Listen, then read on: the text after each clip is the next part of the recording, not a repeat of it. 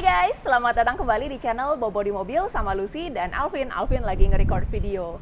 Kami punya kabar baik. Baru aja hari ini kami dengar kabar kalau tanggal 27 Oktober ini, sekitar 2 minggu lagi, ada kapal yang langsung dari Jakarta ke Port Klang, Malaysia. Jadi kita nggak perlu repot-repot susurin jalur lintas Sumatera, nyebrang ke Batam, ke Singapura, dan lain-lain. Tapi kita bisa langsung naikin si Hoki dari Jakarta ke Port Klang.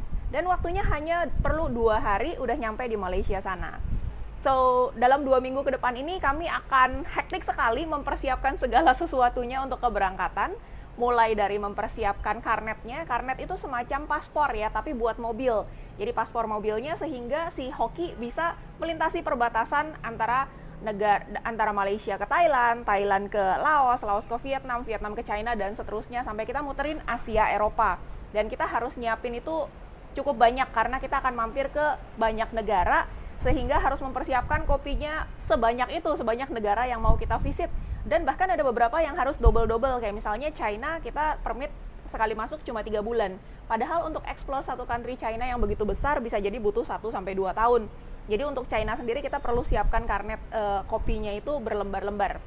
Nanti kita akan share juga ke teman-teman gimana cara bikin karnet atau paspor mobil, supaya teman-teman yang mau explore ke negara-negara lain juga bisa mempersiapkan dengan lebih mudah. Karena challenge-nya kami ini beberapa minggu ini mempersiapkan segala sesuatunya harus meraba-raba, cari sana, cari sini. Dan itu challenge juga, termasuk juga untuk mempersiapkan bagaimana pengirimannya. Karena kalau di Indonesia kita antar pulau, kita bisa menyeberang pakai kapal Ro-Ro atau roll on roll off, mobilnya tinggal naikin ke ferry, ferrynya mendarat, kita roll off, kita keluar dari kapal. Tapi kalau ke luar negeri nggak bisa kayak gitu. Jadi nggak ada tuh yang dari Batam ke Singapura itu hanya untuk passenger ferry-nya, nggak bisa bawa-bawa mobil. Begitu juga ke Malaysia juga sama, nggak bisa bawa-bawa mobil karena itu udah lintas negara.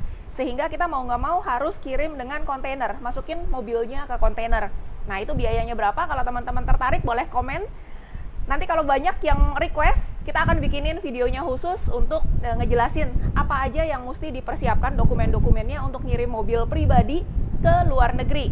Jadi ini beda sama kayak perusahaan ya, karena kita kan atas nama pribadi dan bukan rame-rame, bukan konvoi juga, cuma satu mobil. Nah itu nyari informasinya lumayan, tapi akhirnya hari ini kita sudah mendapatkan titik terang, terus tiba-tiba dikasih tahu tanggal 27, 2 minggu lagi ada kapal. Oke. Jadi kita siapin agak ngebut ya. Jadi karnetnya kita mesti siapin, terus jangan lupa kalau teman-teman mau nyetir di luar negeri harus punya yang namanya International Driving License atau SIM internasional. Karena SIM yang pakai bahasa Indonesia nggak berlaku di kebanyakan negara. Ada negara-negara yang mau acknowledge, tapi lebih baik siapkan International Driving License. Itu bikinnya nggak lama, cuma 1 hari, tapi memang ada dokumen online yang harus kita isi. Nanti kalau teman-teman pengen tahu, boleh tulis di komen juga, kita akan bikin videonya khusus ngebahas mengenai bagaimana cara membuat SIM internasional. Terus selain itu, kita juga dalam 2 minggu ini harus bikin si Hoki jalan 1000 km, karena kita harus cek setelah 1000 km itu ya, 1000 km. Biasa kan ya mobil baru 1000 km kita bawa ke bengkel atau kita panggil orang bengkelnya ke tempat tinggal kita untuk dicek semuanya, baru kita bisa lebih tenang untuk jalan. Nah, selain itu, selain 1000 km, kita juga harus ngosong-ngosongin apartemen, ngosongin isi kulkas, terus stop berlangganan internet. Karena kayak kemarin kita 4 bulan road trip yang ke Timor Leste, itu kan internet jalan terus, karena kita nggak mau repot. Nanti kalau udah diputus internetnya, pas balik lagi repot lagi. Untuk ya tahu sendiri kan, di kita seperti apa di Plus 62 ini, kalau mau langganan internet itu waduh kayak kita yang butuh-butuh banget, padahal bayarnya cukup mahal. Jadi kita nggak matiin, waktu itu 4 bulan jalan terus, bayar terus, meskipun kita nggak pakai sama sekali internetnya. Tapi kali ini karena kita pergi akan tahunan, nah kita mau jalan-jalan tahunan, jadi teman-teman stay tune, harus subscribe ya, subscribe, aktifin loncengnya biar nggak ketinggalan. Bisa jalan-jalan virtual bareng kita, keliling-keliling Asia, Eropa. Nah kita mesti matiin tuh, balik lagi, matiin internetnya, matiin langganan-langganan yang tidak perlu, tutupin tempat tidur, barang-barang pakai di cover pakai plastik biar nggak banyak sarang laba-laba dan debu. Banyak banget yang mesti disiapin within 2 weeks. So kita akan test drive, kemungkinan kita test drive-nya ke tempat yang dingin-dingin. Kita pengen coba bisa nggak kalau dingin banget kita tidur di mobil. Terus kita juga akan ke tempat yang panas. Jadi ada kemungkinan kita akan ke Dieng pulang pergi Jakarta itu sekitar 800-an kilometer. Tapi on the way ke Diengnya kita juga bisa stop-stop di beberapa perhentian. Kita coba deh yang panas, yang dingin, yang sedang-sedang aja, yang tengah kota, gimana rasanya tidur di dalam mobil. Nah, untuk window blinds-nya kita udah siapin. Window blinds-nya udah siap semua. Untuk yang depan kita tinggal bikin yang paling depan. Tadinya kita pikir mau cari gampang karena ada yang kayak payung gitu, murah juga kan, beli di online, kita udah beli, tapi ternyata nggak pas karena ujungnya ngeplek-ngeplek. Jadi kalau kita di dalam lagi pakai lampu, orang dari luar bisa lihat, oh ada orang di dalam mobil ini gitu kan, bisa jadi nanti tanda tanya juga, bisa jadi nanti jadi repot lah ya. Ada yang ketok-ketok, ada yang segala macem. So kita akan bikin untuk yang di windshield di paling depan. Sama kita juga baru aja beli tenda, teman-teman. Tadinya kita nggak mau bawa-bawa tenda, tapi kalau memang banyak tempat-tempat outdoor yang asik, kita udah punya bangku camping, meja camping, kalau nggak ada tendanya nanggung ya, nggak ada atapnya ya. Jadi kita baru aja beli tenda, yuk kita unboxing sama-sama, kita lihat yuk. Operasi sesar. Yo.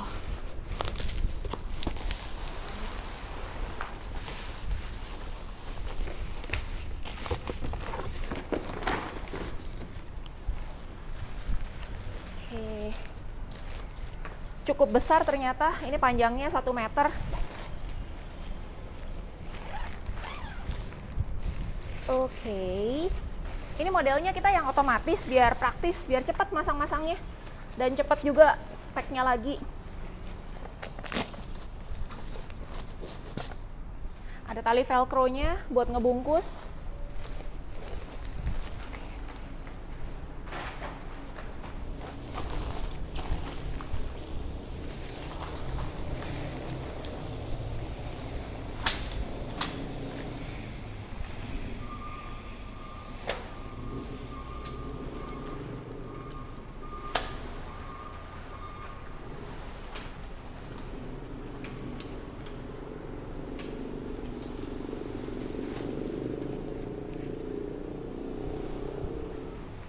Oh.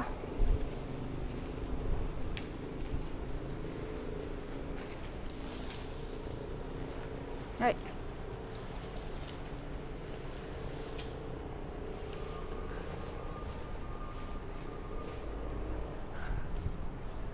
Ini gampang sih, tinggal dipencet.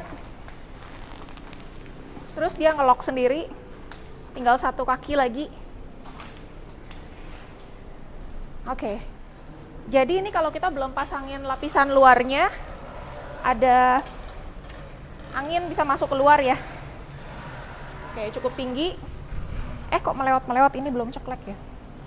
Oke, udah ceklek. Cukup gede sih, cukup lega dalamnya. Jadi biasanya kalau tenda itu kan kayak 2x2 gitu kan, yang simpel-simpel, yang otomatis kayak payung gini. Tapi ini cukup gede, ini sekitar 2,4 kali mungkin hampir 2 meter, mungkin 1,8. Kayak tempat tidur yang king. Oke. Terus bagian luarnya itu ada satu layer lagi.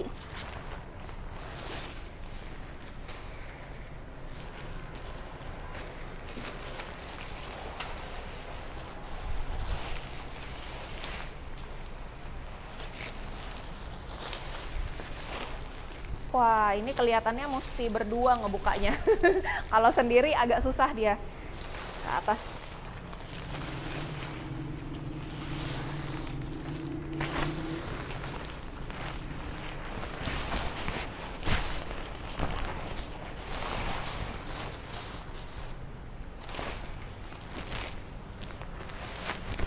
Ini Pak suami boleh bantu kali ya, daripada ngerekamin aja.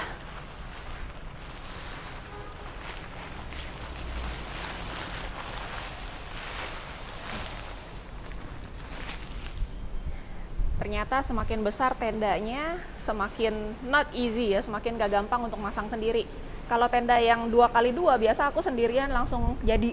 Tapi ini karena agak gede, terus angin juga lagi gede banget, kita nggak pasang pasak ke bawah. Jadinya ya gitu deh, tendanya lari sana lari sini.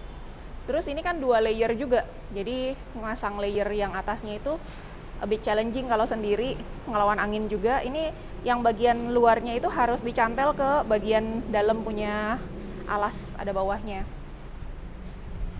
Jadi kalau udah jadi sih enak, tenda segede gini. Tapi masangnya a bit challenging ya. Nah ini bagian depan nih. Bagian depan itu dia sebagai terasnya. Jadi dia bisa dibuka, ditegakin gitu. Terus nanti kiri kanannya ada kanopinya juga. Jadi kita bisa duduk-duduk santai di depan tenda. Nah.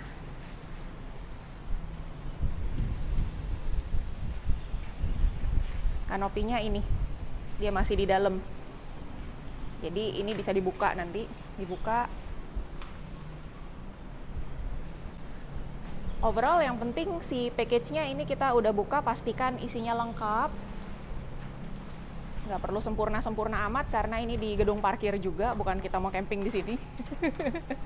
Bentar lagi rame ini gedung parkir, bentar lagi orang jam pulang kerja. Sekarang masih enak sih, masih sepi. Karena masih jam kerja. Ntar begitu pulang, ngantri semuanya naik. Oke, cabut wala. 我觉得可以了. Nanti teman-teman lihat aslinya ketika kita pakai camping ya. Tanggal 21 sampai 23 ntar kita camping di Bogor. Nanti kita bawa. Sekarang tiap hari hujan terus ya guys. Ini juga kelihatannya mendung-mendung kelabu nih. Kayaknya mau hujan. Oke, tenda lengkap. Bagaimana menurut kamu tendanya? Bagus. Bagus ya? Bahannya kelihatan sangat bagus. Waterproof. Tapi beda sama bahannya yang punya Komo ya? Iya. Yang kayak rumah itu. Ya. Bahannya bagus dan cukup besar sih menurutku. Besar ya, benar-benar. Ini jauh lebih gede daripada tenda. Saya bisa berdiri di dalam lah. Biasa kita nunduk-nunduk karena cuma segini, kita harus kayak masuk kolong. Nah, ini lebih tinggi dari kita bisa berdiri di dalam. Ya. Plus minus lah ya. Untuk merapikan lagi relatif gampang karena dia modelnya kayak payung. Memang ini tenda otomatis, jadi sendirian juga bisa. Tinggal frame-nya yang tadi kita tarik-tarik panjangin, sekarang tinggal dilepas knopnya, terus dipendekin, dan udah dirapikan aja ke satu arah, tinggal digulung-gulung deh nanti. Selain beli tenda, kami juga ada beli perlengkapan kecil-kecil nih, ada carabiner. Carabiner ini fungsinya untuk ngegantung-gantung, gantung apapun sih bisa ya. Di jok bagian tengah kan ada pegangan tangan ya, itu kita bisa buat gantung-gantung barang. Terus ada peluit juga, kalau seandainya lagi trekking atau naik-naik gunung dan kepisah, tinggal panggil aja, prit. Jadi gampang saling nyarinya. Aku beli hijau buat aku, terus punya Alvin sepasang juga ini warna biru. Terus ada carabiner warna hitam yang memang buat digantung di mobil. Dengan datangnya si tenda, mendadak penuh nih. Jadi aku naikin kitchen ke atas. Terus ini bahan makanan kita punya mie instan dan lain-lain. Kemarin kita sudah ke supermarket. Belanja ada abon, ada mie instan, Indomie seleraku.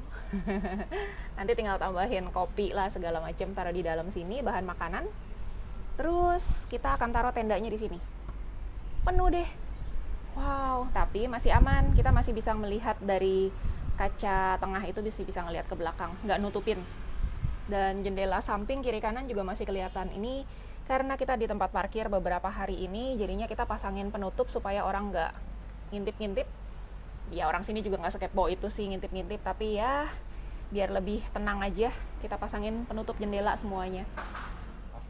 Jadi guys, di pinggir-pinggir ini kita kan pasangin foam ya, supaya nggak scratch, nggak menggores si bodinya mobil. Nah ini kalau kita nggak pasangin double tip, dia bisa geser-geser nih. Kalau mobilnya jump, mungkin dia bisa copot juga. Jadi kita pasangin double tip di sini, di bagian bawah sama, kayaknya bagian bawah aja cukup. Yang penting semua sisi kejaga, nanti kita tempel sini. Jadi si foamnya ini tidak akan terpisah sama papannya. Jadi mau jump nggak apa-apa, dia akan bareng-bareng terus. Mau teguling juga, nggak sampai teguling juga sih. Kalau teguling juga dia akan tetap nempel terus, jadi nggak, tajamnya si papan ini nggak akan menggores si mobil. Sementara begini guys, jadi mendadak penuh karena kedatangan si Nature Hike Tent. Tenda yang cukup besar ini, surprisingly dia langsung makan space semuanya. Kurang lebih itu guys persiapan kita ya. Sampai hari ini. Besok kita akan lebih sibuk ngurusin dokumen-dokumen dulu. Kalau teman-teman pengen tahu, komen ya. Jadi kita bisa rekam juga, kita share juga nanti. Sampai ketemu besok guys di video berikutnya. Bye-bye. Bye-bye.